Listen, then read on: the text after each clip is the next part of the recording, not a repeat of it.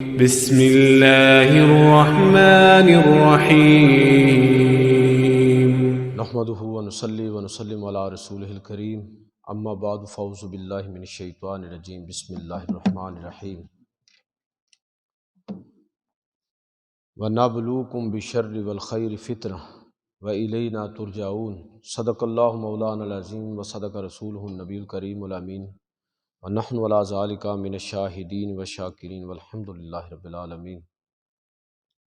تمام احباب درود پاک پڑھیے۔ الصلاۃ والسلام علیک یا رسول اللہ وعلی آلک واصحابک وسلم یا حبیب اللہ۔ الصلاۃ والسلام علیک یا رسول اللہ وعلی آلک واصحابک وسلم یا نبی اللہ۔ واجب الاحترام سامعین و حاضرین، اللہ کے فضل اور توفیق سے آج کے جمعۃ المبارک میں پچھلے جمعے کا موضوع تھا خوشی اور مسرت کا اسلامی تصور۔ تو پچھلے جمعے کی آج کی جو گفتگو ہے اس کی توسیع ہے کہ اللہ رب العزت کی طرف سے ہی انسانوں کو خوشی اور مسرت کے مواقع دیے جاتے ہیں،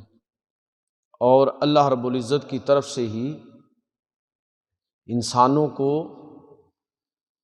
دکھ اور تکلیف یہ بھی ایک آزمائش کی صورت میں آتے ہیں۔ تو اللہ رب العزت کا جو قانون آزمائش ہے اور جزا اور سزا کا قانون ہے، آج کے خطبہ جمعۃ المبارک میں اختصار کے حوالے سے چند باتیں اسی حوالے سے عرض کروں گا۔ ایک پہلی بات جس کا واضح ہونا بڑا ضروری ہے وہ یہ ہے کہ عام طور پر ہمارے ہاں لوگ جو آزمائش ہے نا اس حوالے سے ایک خاص تصور رکھتے ہیں، لیکن قرآن مجید فرقان حمید کی جو آیت مقدسہ میں نے تلاوت کی وہ اس چیز کا بالکل فیصلہ کر دیتی ہے کہ خیر و شر، دکھ اور تکلیف، خوشی اور مسرت، یہ ساری ہی شکلیں اصل میں انسان کے لیے آزمائش ہے۔ عام طور پر ہم سمجھتے ہیں کہ شاید دکھ اور تکلیف ہو تو بندہ آزمائش میں ہوتا ہے، تو قرآن مجید کی آیت جو میں سورۃ الانبیاء کی آیت آپ کے سامنے پڑھی ہے تو یہ واضح کر رہی ہے کہ اصل میں انسان اوورآل آزمائش کے اندر ہے، مسلسل آزمائش کے اندر ہے۔ اس کی زندگی کا ایک ایک مرحلہ اس کے لیے آزمائش ہے، بچپن ہے، جوانی کی طاقت ہے، بڑھاپے کی کمزوری ہے، ساری چیزیں آزمائش ہے۔ غربت اور امیری اس کے لیے آزمائش ہے، دکھ اور تکلیف، خوشی اور مسرت کے مواقع اس کے لیے آزمائش ہے۔ ہر جگہ پر انسان آزمائش کے اندر مبتلا کیا گیا ہے، اور یہ ہے کیوں؟ اصل میں اگر آپ دیکھیں تو قرآن مجید فرقان حمید نے اس جزا اور سزا اور آزمائش کے پورے فلسفے کو اس اصول پر کھڑا کیا ہے کہ قیامت کے دن اللہ رب العزت انسانوں کی قسمت کا فیصلہ اپنے علم کی بنیاد پر نہیں کرے گا۔ بھئی اللہ تعالیٰ کو پتہ ہے کہ یہ بندہ اچھا ہے، یہ برا ہے، یہ اچھا کرے گا مستقبل میں، یہ برا کرے گا، تو اللہ رب العزت اپنے علم کی بنیاد پر لوگوں کی قسمت کا فیصلہ نہیں فرمائے گا۔ جزا اور سزا کا جو نظام ہے وہ اللہ کے علم کی بنیاد پر نہیں، انسان کے عمل کی بنیاد پر ہوگا۔ وہ عمل جو اس نے پورے شعور کے ساتھ انجام دیا ہوگا، اس لیے پاگل سے کبھی باز پرس نہیں ہوتی، شریعت بھی اس پر قانون لاگو نہیں کرتی، پورے شعور کے ساتھ اور پورے اختیار کے ساتھ۔ اختیار نہیں ہے، مجبوری ہے، معاملات اور ہیں۔ تو اللہ رب العزت انسانوں کی جو قسمت کا فیصلہ فرمائے گا، ان کی جزا اور سزا کا، تو اس میں ایک بنیادی نقطہ جو آغاز میں ہمیں سمجھنا چاہیے وہ یہ ہے کہ وہ انسان کی زندگی، پوری زندگی اس کے سماجی رویوں، اس کے عمل کی بنیاد پر ہوگا۔ قرآن مجید فرقان حمید سورہ ملک آیت نمبر 2 اللہ رب العزت ارشاد فرماتا ہے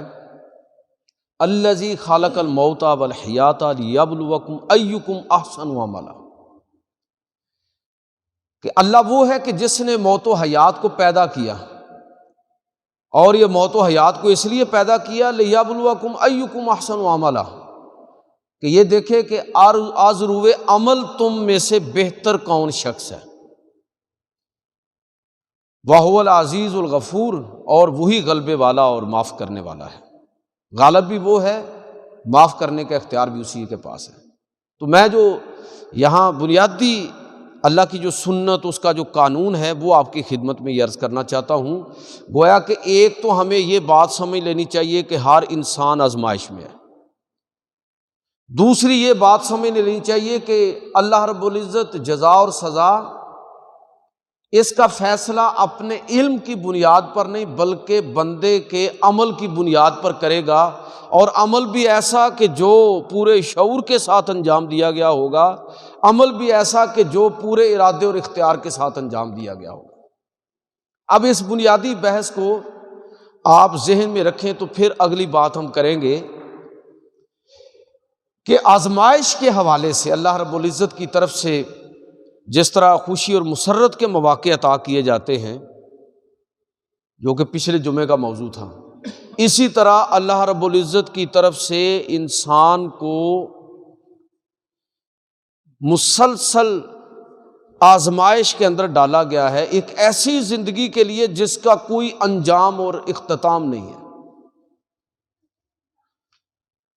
اور اس میں جو بنیادی تصور ذہن میں ہمیں رکھنا ہے اور جس غلط فہمی کو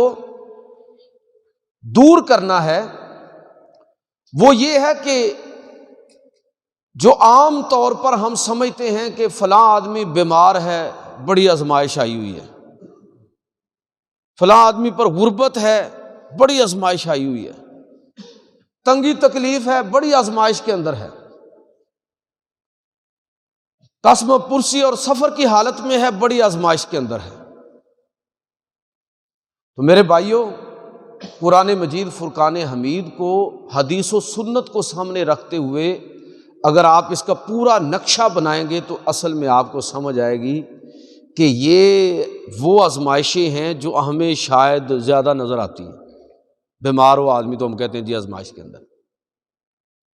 بھئی جس طرح بیماری آزمائش ہے اسی طرح صحت اور تندرستی بھی انسان کے لیے آزمائش ہے۔ اللہ رب العزت یہ دیکھنا چاہتا ہے کہ میرے بندے کا رویہ بیماری کے اندر کیا ہے، کیا وہ ایک شکر گزار اور صابر بن کر بندہ رہتا ہے، یا طاقت اور صحت اس کے اندر اس کا رویہ کیا ہے، کیا وہ اللہ رب العزت کا شکر ادا کرتا ہے اور اپنے رب کا صحیح معنوں میں شکر گزاری کے جذبے کے ساتھ لبریز ہو کر وہ اپنے رب کے حضور جھکتا ہے اور اس کا خراج ادا کرتا ہے جو اللہ نے اس کو صحت عطا فرمائی ہے۔ تو اس کا مطلب یہ ہوا کہ بیماری جس طرح آزمائش ہے، صحت بھی اسی طرح۔ عام طور پر ہم سمجھتے ہیں دولت پاس نہ ہو تو غربت ہو تو بڑی آزمائش ہے، یہ آزمائش ہمیں نظر آتی ہے۔ دولت کا کثرت کے ساتھ ہونا یہ غربت سے بھی بڑی آزمائش ہے۔ وجہ اس کی کیا ہے؟ وجہ اس کی یہ ہے کہ غربت کی جو آزمائش ہے وہ تو مجھے اور آپ کو نظر آ رہی ہوتی ہے، لیکن دولت کی آزمائش کو لوگ سمجھتے نہیں ہیں، بلکہ کوٹھیوں کے اوپر لکھ کے لگاتے ہیں کہ ھذا من فضل ربی، بھئی اللہ کا فضل ہے، یہ صحیح ہے، بالکل صحیح ہے، لیکن اس فضل کے ساتھ ساتھ یہ بھی دیکھو کہ اللہ نے تمہیں آزمائش کے اندر مبتلا کر دیا ہے۔ اگر تم دولت کی اس آزمائش سے سرخرو نکلے اور یہ تم نے سمجھا کہ یہ دولت میں اس کا مالک نہیں ہوں، مجھے تو میرے رب نے اس کا چوکیدار بنایا ہے، میں نے اپنی اولاد پر خرچ کرنی ہے، میں نے اپنے ورکروں پر خرچ کرنا ہے، میں نے اپنے رشتہ داروں پر خرچ کرنا ہے، میں نے پوری سوسائٹی معاشرے کا جہاں تک میرا اختیار ہوگا، جتنی میری گنجائش ہوگی، میں تو تقسیم کرنے کے لیے وہاں پر بیٹھا ہوا۔ تو جب آدمی اس مائنڈ سیٹ کے ساتھ اس دولت کے ساتھ اپنے رویے کو ظاہر کرتا ہے تو یہ بالکل کامیاب آدمی ہو گیا، اس نے آزمائش کو سمجھ لیا۔ اب اچھا، یہ قرآن پاک میں جو یہ کہا ہے کہ مال اور دولت فتنہ ہے، مال فتنہ ہے، دولت فتنہ ہے، اولاد فتنہ ہے، تو دوسری طرف یہ ہے کہ مال و دولت نعمت ہے، اولاد نعمت ہے، تو یہ نعمت بھی ہیں یہ چیزیں اور فتنہ بھی ہیں۔ تو میں یہ عرض کرنا چاہوں گا میرے بھائیو، یہ مال و دولت اور اولاد بلا شک و شبہ اللہ کی نعمت ہے، لیکن جب انسان مال و دولت کے معاملے میں خبردار رہتا ہے، حلال و حرام کے حوالے سے، خرچ کرنے کے حوالے سے، اولاد کے معاملے میں خبردار رہتا ہے کہ میں نے اپنی اولاد کے سارے حقوق کو جائز طریقے سے پورا کرنا ہے، میں بالکل اس چیز کا روادار نہیں ہوں گا کہ اپنی اولاد اور اپنی نسلوں کے لیے مال حرام کو جمع کر کے اس دنیا سے جاؤں۔ یہ میرے اور آپ کے ذمہ ہی نہیں ہے۔ میرے ذمہ یہ ہے کہ جو مجھے میسر ہے میں اس کو جائز انداز میں اپنی اولاد، اپنے رشتہ داروں کے حق کو ادا کرتے ہوئے ان پر خرچ کروں اور صرف کروں۔ جو میرے بس میں نہیں اس کی مجھ سے باز پرس بھی نہیں ہوگی۔ تو جب انسان مال اور دولت کے حوالے سے بے اعتدالی کا شکار ہوتا ہے تو یہ فتنہ ہے۔ جب اولاد کے معاملے میں ایک جملہ اکثر بولا کرتا ہوں کہ اولاد کے معاملے میں بندے کو خدا بننے کی کوشش نہیں کرنی چاہیے، اللہ کے حوالے کریں، اپنا فرض ادا کریں۔ اولاد کی تربیت سب سے بڑی انویسٹمنٹ ہے۔ بالکل بے وقوف لوگ ہیں جو اس فکر میں رہتے ہیں کہ مال و دولت اکٹھا کرنا ہے اولاد کے لیے اور تعلیم کی پرواہ نہیں ہے، تربیت کی پرواہ نہیں ہے۔ آپ ان کی تعلیم و تربیت پر خرچ کیجئے، دولت وہ خود اکٹھی کر لیں گے۔ آپ مال و دولت اکٹھا کرتے رہیے، جاہل رہیں گے، غیر تربیت یافتہ رہیں گے، سب کچھ تباہ کر دیں گے۔ تو یہ مال و دولت اور اولاد نعمت ہیں اللہ کی، لیکن آزمائش بھی ہے دوسری طرف۔ اور اس کے ساتھ ساتھ اس چیز کو سمجھیے کہ بندہ، جس طرح میں عرض کر رہا ہوں کہ ہر حال میں آزمائش کے اندر ڈالا گیا ہے۔ اب جو اللہ تعالیٰ نے انسان کو عقل اور دانش دی ہے، یہ سمجھیے کہ انسان سوسائٹی کا مقروض ہو گیا ہے۔ آپ کی عقل اور دانش اللہ کی طرف سے آپ پر بہت بڑا انعام اور اکرام ہے۔ اگر آپ نے اس عقل و دانش کو اپنے لیے، اپنے خاندان کے لیے، سوسائٹی اور معاشرے کے لیے، ملک و ملت کے لیے اپنی صلاحیت کو صحیح طور پر استعمال نہیں کیا تو گویا کہ وہ شخص وہ ہے جو عقل کا کفر کرنے والا ہے، جو دانش کا منکر بن کے اپنے آپ کو لوگوں کے سامنے پیش کر رہا ہے۔ پچھلے جمعے میں نے یہ حدیث آپ کو سنائی تھی، اللہ کے رسول نے فرمایا کہ جس سے مشورہ طلب کیا جائے وہ امانت دار ہے کہ صحیح مشورہ دے۔ اگر اس نے مشورہ دینے میں بددیانتی کی تو قیامت کے دن خیانت کرنے والے لوگوں کے اندر اٹھایا جائے گا۔ اس کا مطلب یہ ہوا کہ آپ کا انٹلیکچوئل لیول جتنا بلند ہے اتنا ہی آپ بڑی آزمائش کے اندر ڈالے گئے ہیں کہ آپ نے صحیح رہنمائی کرنی ہے، صحیح انداز میں لوگوں کو لے کر چلنا ہے۔ یہ کیوں کہا جاتا ہے کہ علماء جو ہیں، علماء سے مراد، میں اکثر یہ تشریح کیا کرتا ہوں کہ علماء سے مراد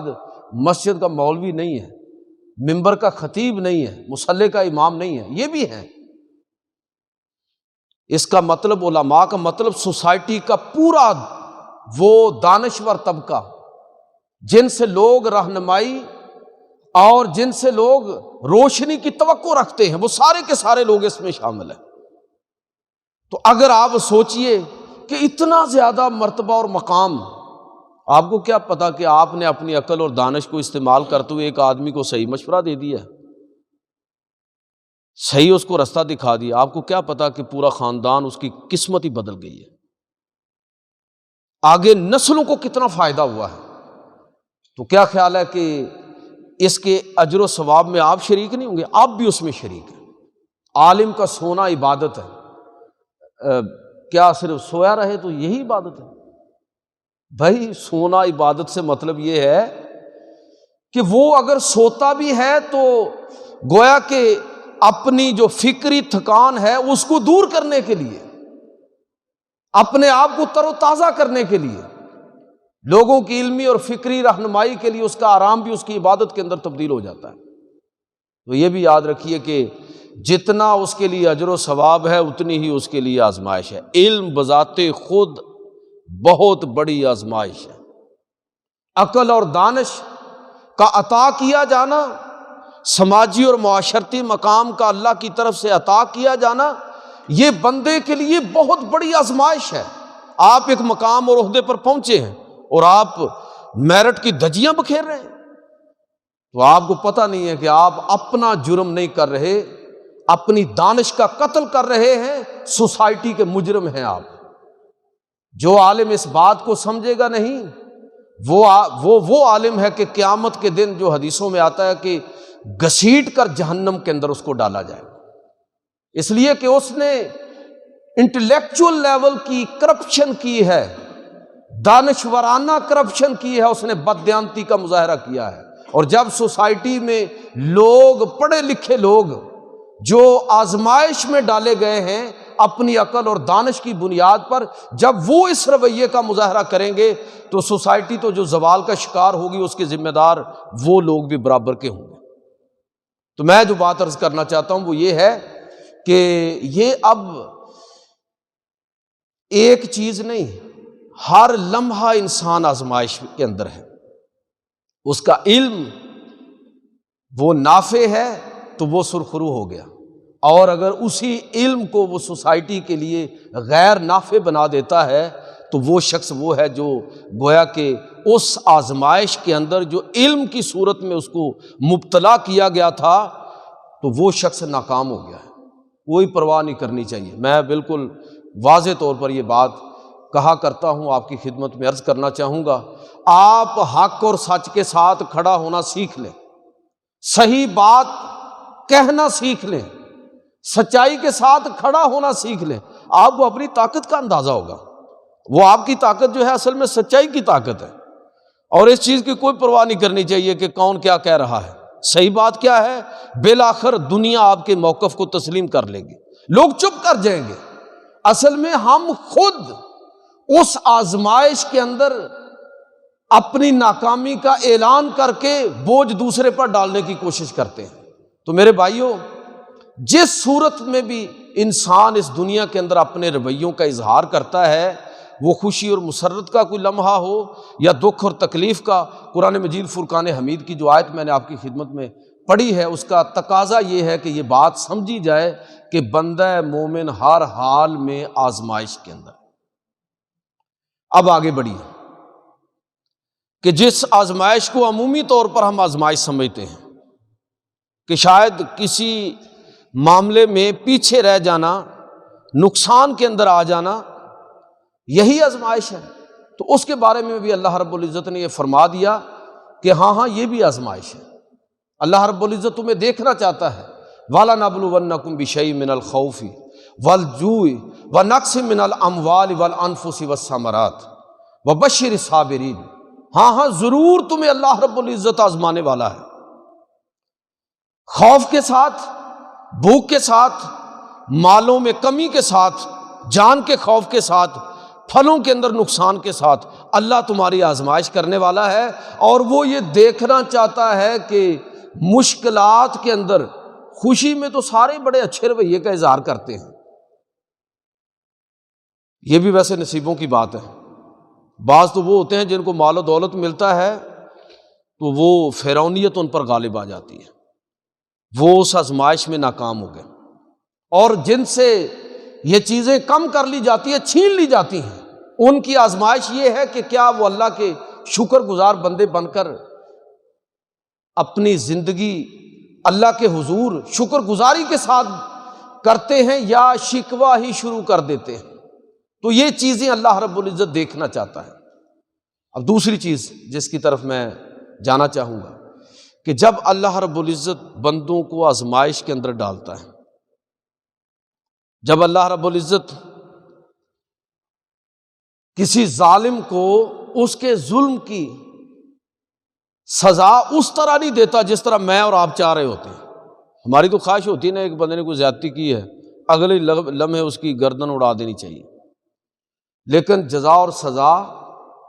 اور آزمائش کے معاملے میں اللہ رب العزت کا اپنا قانون ہے۔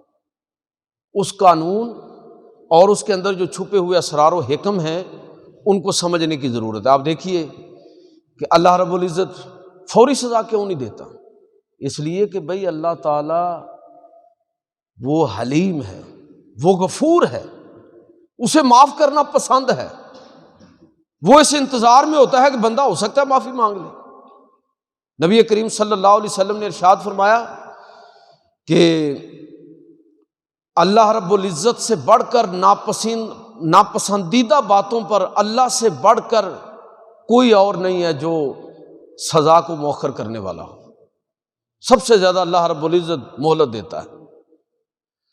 اس کے باوجود کہ لوگ یہ دعویٰ کرتے ہیں کہ اللہ کے بارے میں کہ اس کی اولاد ہے، اللہ کے بارے میں کفر بکتے ہیں، لیکن پھر بھی اللہ رب العزت ان کو عافیت بھی دیتا ہے اور ان کو رزق بھی عطا فرماتا ہے۔ اب دیکھیے نا، اس رب کے قربان جائیے، وہ عقلوں کے پیمانے کے ساتھ رزق نہیں دیتا، اس کی اپنی مرضی ہے، بیوقوفوں کو رزق دے دیتا ہے، عقل مندوں کو محروم کرتا ہے، وہ کافروں کو دے دیتا ہے، اہل ایمان کو محروم کر دیتا ہے۔ اس کی بھی آزمائش، اس کی بھی آزمائش۔ تو اللہ رب العزت اس معاملے میں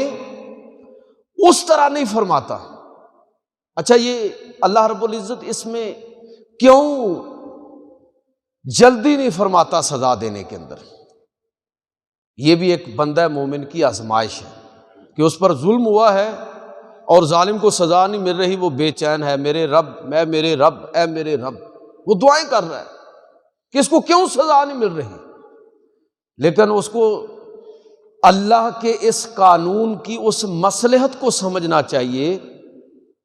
جس کی طرف اللہ کے نبی صلی اللہ علیہ وسلم نے اشارہ بھی فرمایا کہ دیکھو، لیس الشدید بالسرعہ، جو آدمی کسی کو بچھاڑ دے وہ پہلوان نہیں ہے، انما شدید الذی یملک نفسہ عند الغضب، صحیح معنوں میں طاقتور وہ شخص ہے جو غصے کے وقت اپنے اوپر قابو رکھے، جس کی اپنی لگامیں اس کے اپنے ہاتھ میں ہوں، دوسروں کے ہاتھ میں اپنی لگام نہیں دیتا، وہ شخص صحیح معنوں میں طاقتور ہے،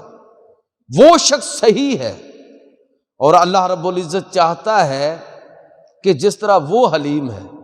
جس طرح وہ مہلت دینے والا ہے، جس طرح وہ زیادتی کے مقابلے میں صبر کرنے والا ہے، برداشت کرنے والا ہے، اسی طرح اس کے بندے بھی اپنے اوپر اپنے رب کی اس صفت کو غالب کریں۔ تو اللہ تعالیٰ کو بندہ بڑا پسند ہے جو دوسروں کو معاف کر دے، اس لیے کہ اللہ تعالیٰ سب سے زیادہ معاف کرنے والا ہے۔ جو مصیبت اور دکھ اور تکلیف پر صبر کرنے والا ہے، اسی کے بارے میں فرمایا کہ وبشر الصابرین، کہ ان کے لیے بشارت ہے جو صبر کرنے والے ہیں۔ تو میں جو بات عرض کرنا چاہتا ہوں کہ اللہ رب العزت آزمائش اور جزا و سزا کے اندر جو تاخیر ہوتی ہے اس میں اللہ رب العزت کی اپنی حکمتیں ہوتی ہیں۔ ان میں سے ایک یہ ہے جس کو اللہ رب العزت نے سورہ فاطر کی آیت نمبر 35 کے اندر بیان فرمایا کہ اگر ہم ہر بندے کی جرم کی فوراً سزا اس کو دینا شروع کر دیں تو اے لوگو یہ زمین جانداروں سے خالی ہو جائے، یہاں کو باقی نہیں باقی بچے گا۔ اس لیے اللہ رب العزت مؤخر فرماتا ہے، موقع عطا فرماتا ہے۔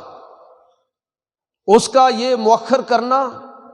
یہ گویا کہ اللہ کی طرف سے اس کو ایک مہلت دیا جانا اس فرد کو، یہ اللہ رب العزت کے قانون اتمام حجت کا تقاضا کرتا ہے، یہ اس چیز کا تقاضا کرتا ہے کہ کل کوئی یہ نہ کہہ سکے جو مجھے تو مہلت نہیں ملی۔ اب دیکھیں نا، بندہ پیدا ہوتا ہے، لڑکپن، نوجوان، جوانی، ادھیڑ عمر، بڑھاپا،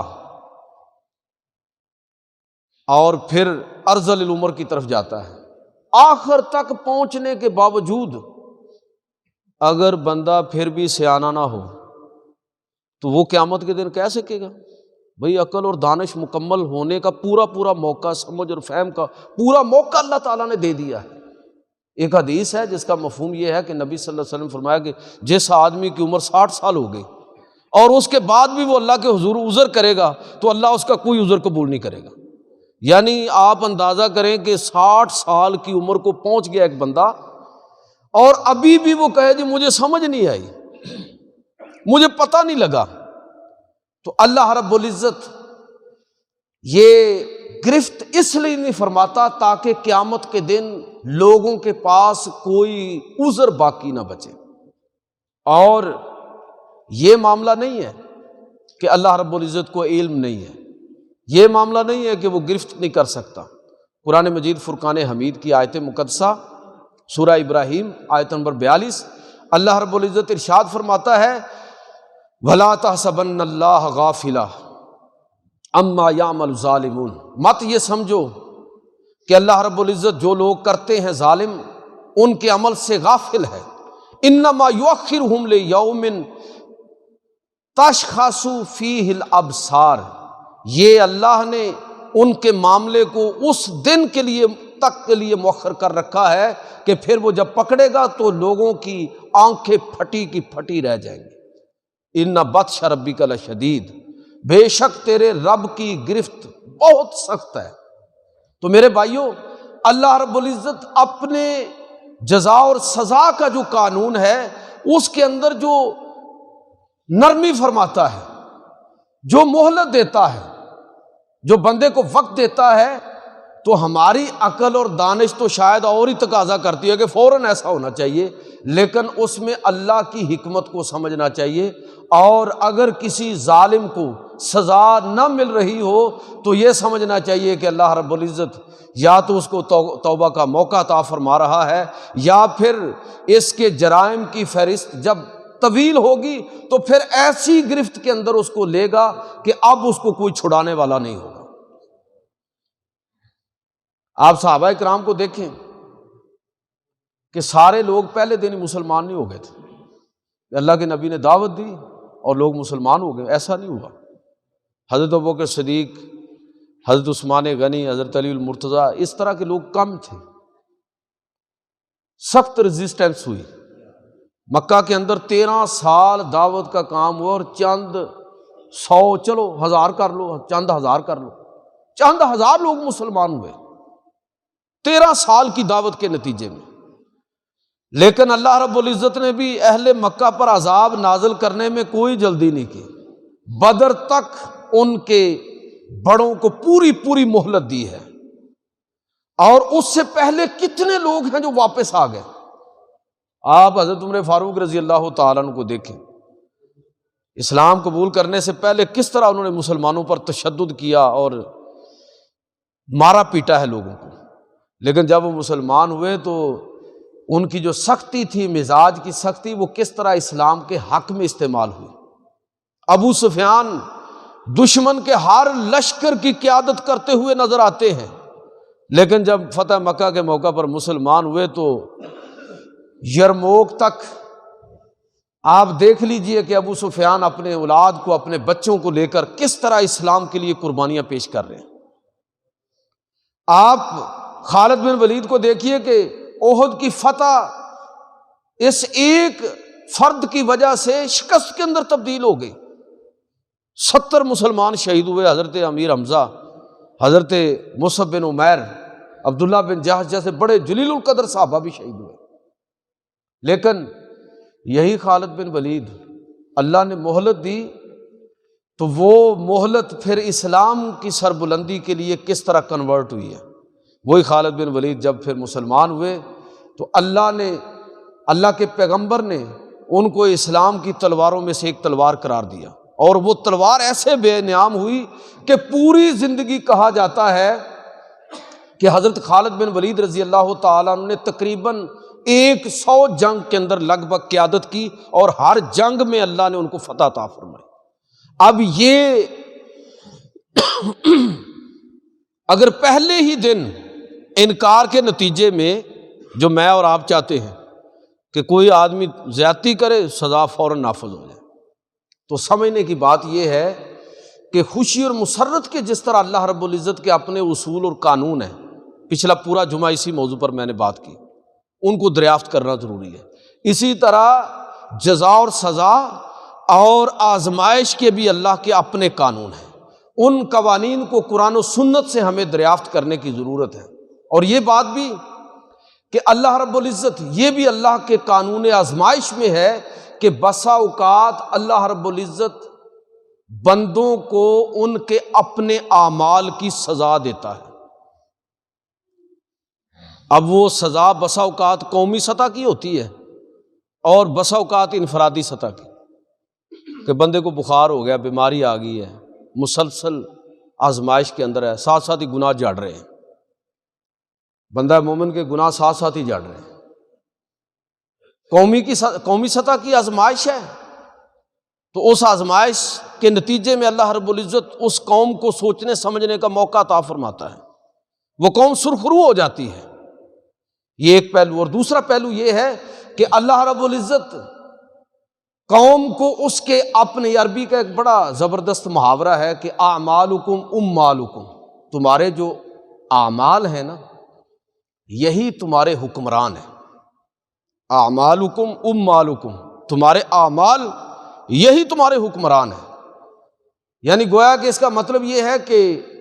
اگر تم اپنے اعمال میں سچے ہو تو تمہارے حکمران بھی ویسے ہی ہوں گے۔ ہم اصل میں اپنی اصلاح نہیں کرنا چاہتے، دوسروں کی اصلاح کرنا چاہتے ہیں، اپنے بارے میں کوئی فکر مند نہیں ہے۔ اللہ تعالیٰ تو قرآن مجید کے اندر فرماتا ہے یا ایھا الذین قوا انفسکم، سب سے پہلے اپنے آپ کو مخاطب کرتا ہے قرآن،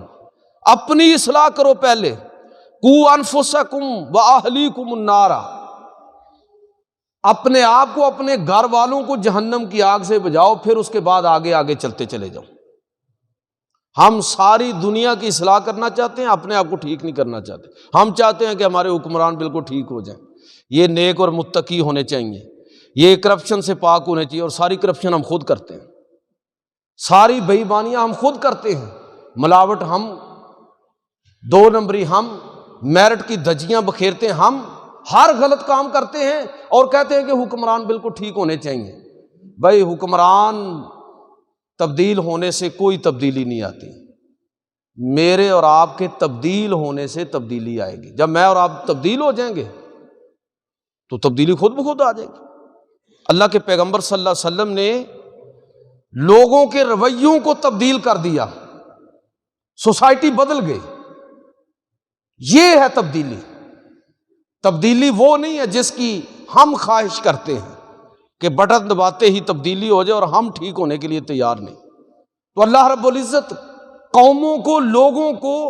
ان کے اعمال کی، اس کا قانون جزا اور سزا یہ بھی ہے کہ بسا اوقات وہ قوموں کو ان کے اعمال کی سزا دیتا ہے۔ میں ابھی اشفاق احمد، پاکستان کے بہت بڑے ایک دانشور زاویہ، جنہوں نے اس عنوان کے ساتھ پروگرام بھی کیے ٹی وی پر اور ڈرامے بھی لکھے، بہت بڑے مصنف، جانتے ہیں آپ سارے لوگ، ان کا ایک مکالمہ مجھے سننے کا موقع ملا۔ وہ اپنی گفتگو انہوں نے ذکر کی جو ایک نو مسلم کے ساتھ ان کی گفتگو ہوئی،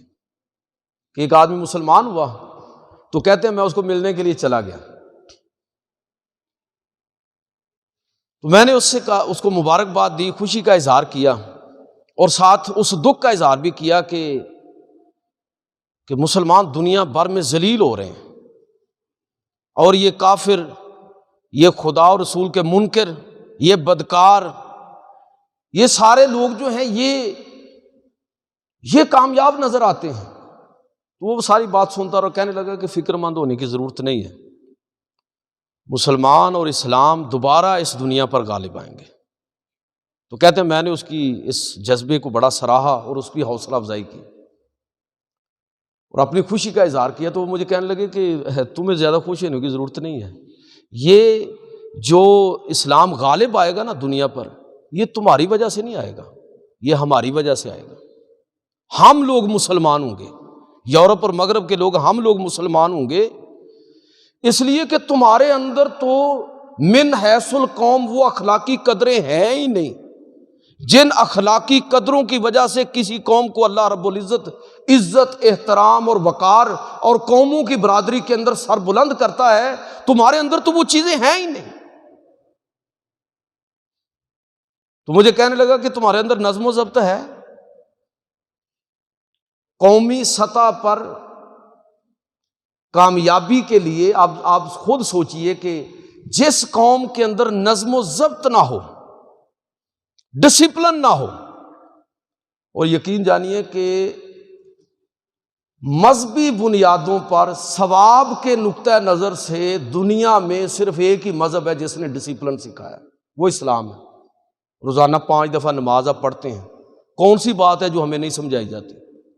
اور یہ سب بنانا اجر و ثواب کا باعث نہیں ہے، فالو کرنا امام کو اجر و ثواب نہیں ہے۔ تو وہ کہنے لگا تمہارے اندر تو ڈسپلن ہی نہیں ہے۔ اور آپ دیکھ لیجئے کہ آپ نے بد تہذیبی کی انتہا دیکھنی ہو تو کبھی آپ اشاروں پر دیکھیں، اشارہ توڑنا لوگ باقاعدہ جمع مردی کی علامت سمجھتے ہیں۔ اب جس قوم کا حال یہ ہو، مجھے آپ یہ بتائیے کہ جو یو ٹرن کی خلاف ورزی کرنے والے ہوں، کون ان کو بتائے گا کہ بھائی ریڈ لائٹ کی پابندی کرنا اور یو ٹرن کا لحاظ اور خیال کرنا بھی نماز کی طرح عبادت ہے؟ اب یہ کون ان لوگوں کو بتائے گا؟ ان کے دین نے ہر چیز تو ان کو بتا دی ہے۔ وہ کہتے مجھے کہنے لگا کہ تم آگے نہیں ہوگے، ہم آگے ہوں گے، تم ہمارے پیچھے ہوں گے، اس لیے کہ تمہارے اندر تو ڈسپلن نہیں ہے، نظم و ضبط نہیں ہے، وقت کی قدر نہیں ہے، تمہارے اندر وہ جفاکشی اور محنت نہیں ہے۔ اب دیکھ رہے ہیں ہمارے استاد اس درجے کی محنت نہیں کرتے، ہمارے طالب علم اس درجے کی محنت نہیں کرتے۔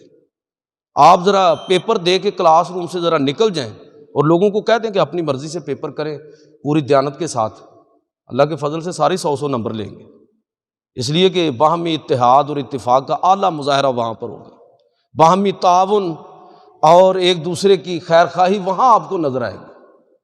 تو جس قوم کا حال یہ ہو، مایوس کرنے والی بات میں نہیں کر رہا، تو وہ کہتے ہیں کہ میں اس کی بات سن کے تو میرے پاس کوئی جواب نہیں تھا۔ اس نے کہا کہ ہم قیادت کریں گے، اس لیے کہ ہم نے جینیٹیکلی یہ چیزیں سیکھی ہوئی ہیں کہ نظم و ضبط کیا ہوتا ہے، قانون کا احترام کیا ہوتا ہے، ملاوٹ، بددیانتی اس کے قریب بھی نہیں پھٹکنا، اور انفرادی نہیں اجتماعی شعور، جسے آپ کہتے ہیں کہ سول سوسائٹی، اجتماعی دانش، جس قوم کے اندر اس کی تربیت نہیں ہے۔ آپ حیران نہیں ہوتے کہ خلیفہ خطبہ دے رہا اور ایک عورت کھڑی ہو گئی ہے، کہ حالانکہ اس عورت کا کوئی ذاتی مسئلہ تو نہیں تھا کہ وہ کہتی کہ آپ نے میرے ساتھ زیادتی کی ہے، اس نے کہا کہ آپ عورتوں کے بارے میں غلط کہہ رہے ہیں، آپ کو یہ حق نہیں ہے کہ آپ حق مہر کا کوئی خاص مقدار متعین کریں۔ جس قوم کے اندر پبلک اویئرنیس اس درجے کی ہو کہ ایک عام عورت کھڑی ہو کے عورتوں کے حقوق کی بات کرے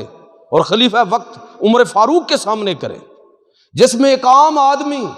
خلیفہ وقت کو کٹہرے کے اندر کھڑا کر دے اور خلیفہ کے خلاف فیصلہ لے لے، جس قوم کے اندر یہ مزاج نہیں ہوگا پھر اس کو لازمی سزا ملے گی۔ اللہ تعالیٰ کا قانون جزا اور سزا حرکت کے اندر آئے گا اور وہ قوم زوال کی طرف جائے گی۔ بات لمبی ہے، کہنے کا مطلب یہ ہے کہ اللہ رب العزت کا جو آزمائش اور جزا اور سزا کا قانون ہے، وہ قانون بھی ہمیں بالکل قرآن و سنت سے سمجھنے کی ضرورت ہے۔ اور یہ جو ہم نے اپنے طور پر ایک متھ بنائی ہوئی ہے نا کہ ہم حضور کی امت ہیں لہٰذا ہم بخشے جائیں گے، ہم کامیاب ہوں گے، تو پھر پوری دنیا میں چھتر کیوں پڑ رہے ہیں ہم کو؟ یہ فضیلت ان لوگوں کے لیے ہے جو پیغمبر کا کلمہ پڑھنے کے ساتھ ساتھ پیغمبر کے رستے پر بھی چلیں گے، یہ نرا کلمہ پڑھنے والوں کے لیے نہیں ہے۔ اگر اب بھی ہمیں یہ بات سمجھ نہیں آتی تو دیکھ لیجئے